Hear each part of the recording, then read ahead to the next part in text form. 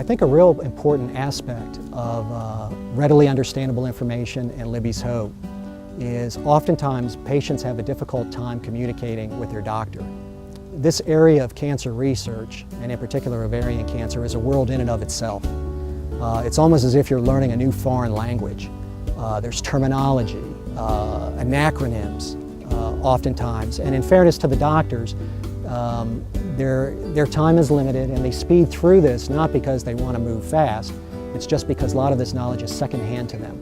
And I think what's important is to be able to provide information, to write stories, to put on postings on the website that make this information more readily understandable in bite-sized pieces that allow people to see it, to understand it in a way that makes sense to them. You know, when you look at a patient, you mention the human genome or epigenetics or, messenger RNA, you might as well be speaking Latin to that person because they have no idea what that means. What they're really interested in is, what can those concepts do for me?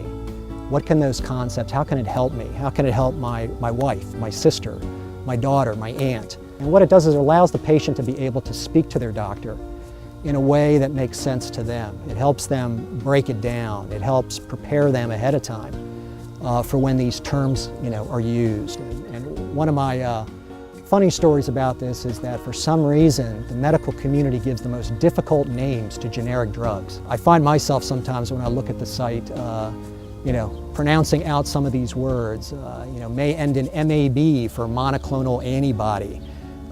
Usually a number of consonants all in a row that are very difficult to pronounce.